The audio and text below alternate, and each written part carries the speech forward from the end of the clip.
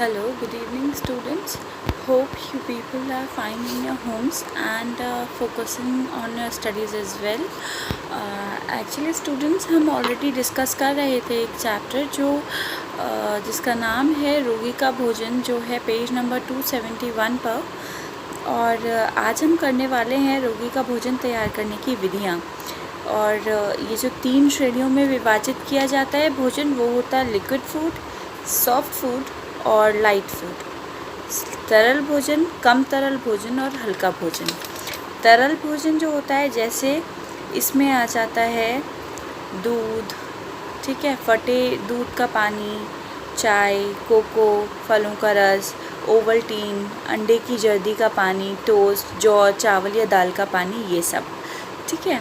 और उसके बाद आता है फटे दूध का पानी यानी कि वे वाटर, जैसे 1/4 लीटर गाय का दूध और 1 कागज़ी नींबू, जिससे उसे निचोड़ा जा सके।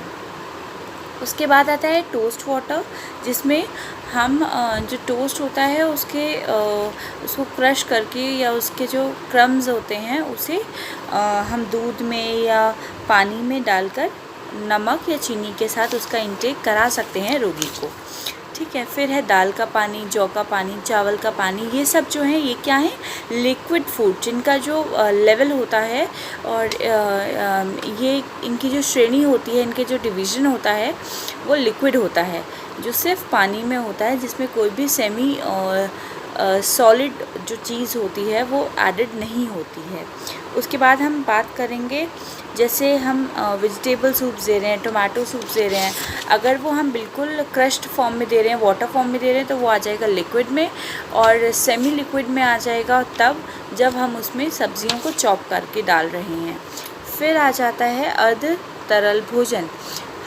अर्ध तरल भोजन में आता है जैसे कस्टर्ड हो गया, ठीक है, जेली हो गई, साबूदाना हो गया, खिचड़ी हो गई, दाल हो गई, दाल चावल हो गए, दाल रोटी हो गई, ये सब क्या है, ये अर्ध तरल भोजन है, सॉफ्ट फूड है। फिर है हल्का भोजन, लाइट फूड, जैसे खिचड़ी, दलिया, सागो यानी कि साबूदाना, सूजी की खीर, कस्टर्ड, ठीक है, half boiled egg, chapatis, vegetables, plain rice, तो ये सब चीज़ें क्या हैं, ये सॉफ्ट फूड है, हल्का भोजन है। फिर है विभिन्न रोगों में रोगियों का भोजन। कई सारे हमारे डिज़ीज़ ऐसे होते हैं जिसमें जो पेशेंट जो सफ़र कर रहे होते हैं, हमें उस डिज़ीज़ के अकॉर्डिंग ही खाना देना चाहिए। अब फॉर एग्ज़ाम्पल, अगर किसी भी पेशेंट को डायबिटीज़ है और वो डायबिटिक है, तो हम उसे शुगर का इंटेक नहीं कराएंगे, उसका सब्स्टिट्यूट देंगे, जैसे हम उसको बनाना दे सकते हैं, जिससे उसका जो शुगर लेवल है वो भी पूरा हो जाए और उसकी बॉडी में एक्स्ट्रा शुगर भी नहीं जाए, जिससे उसका जो शुगर लेवल है वो इंक्रीज़ ना हो, ठीक है। फिर है तीव्र ज्वर। तीव्र ज्वर में हमें क्या, पूरी पराठा नहीं देना चाहिए, ठीक है, दाल चावल रोटी देना चाहिए। सभी जो फल होते हैं वो बिना बीज की चीज़ें देनी चाहिए। फिर है रोगी से मुक्त हो जाने की अवस्था में, जैसे हम नॉर्मल फूड भी दे सकते हैं, लेकिन हमें घी या तेल से बने हुए फूड जो हैं उसको धीरे धीरे करके जो पेशेंट फूड है, पेशेंट डाइट है, उसमें हमें ऐड करना है, एक साथ हमें ऐड नहीं करना है, ठीक है।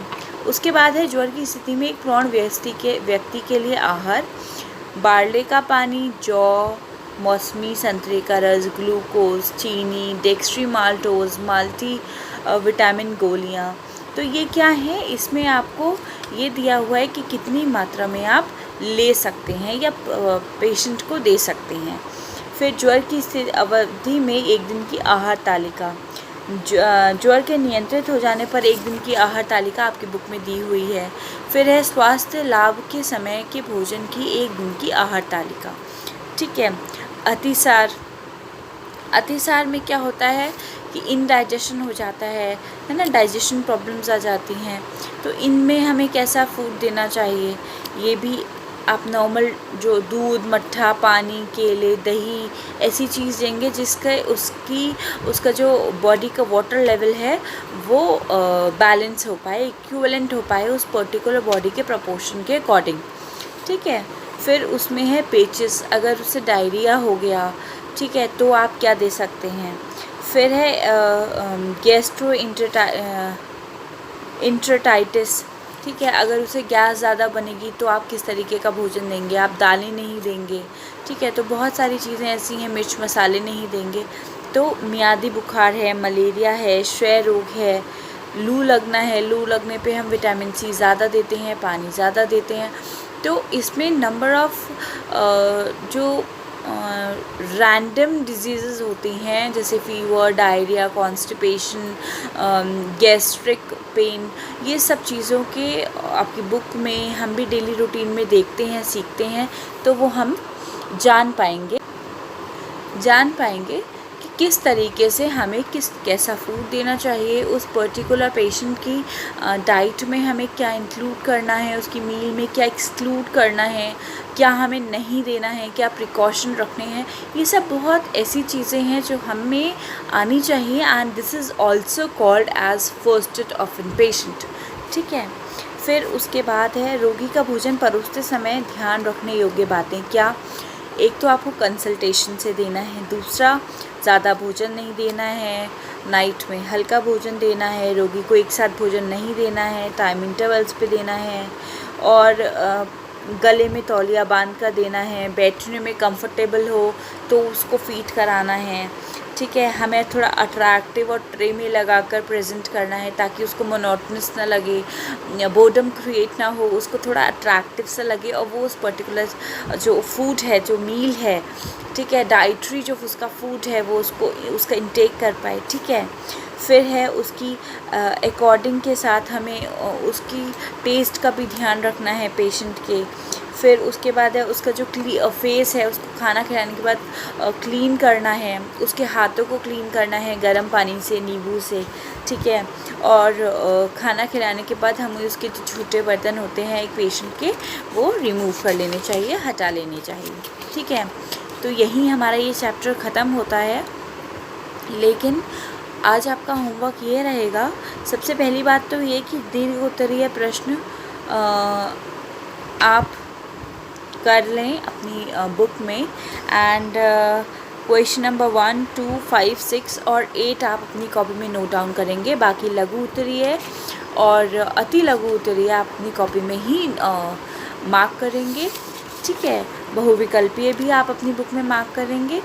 सिर्फ अगर करेंगे तो लॉन्ग आंसर टाइप क्वेश्चन ही अपनी कॉपी में करेंगे। और question number 1, question number 2, question number 5, 6 and 8, ठीक है। और आपका एक आज स्पेशल होमवर्क ये रहेगा कि आप एक स्वस्थ व्यक्ति को किस तरीके का भोजन देंगे और कितने समय के अंतराल पे देंगे, क्या उसके डाइट में इंटरवल्स क्या होंगे, कितने टाइम का गैप होगा।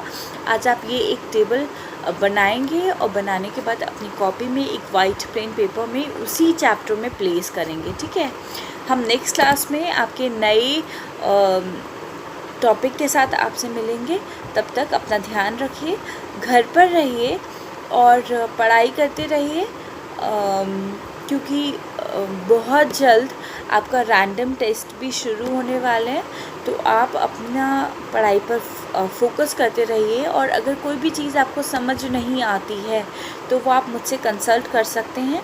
मैं अभी आपको पुरानी बुक से तो पढ़ा रही हूँ, लेकिन पढ़ा वही रही हूँ जो आपकी नई बुक में जो आपके चैप्टर्स हैं, ठीक है। तो ये जो चैप्टर्स हैं अभी in this week may be हम नेक्स्ट क्लास में आपकी न्यू बुक के साथ आपसे इंटरेक्ट करेंगे, जिससे मैं आपको एग्जैक्ट आपका चैप्टर नंबर बता पाऊँगी। तब तक आप चैप्टर नेम से भी पढ़ सकते हैं, ठीक है। तब तक आप अपना ध्यान रखिए, घर पर रहिए, पढ़ाई करते रहिए, और बहुत ही सतर्क रहिए, अटेंटिव रहिए। ध्यान रखिए। Take care, bye bye.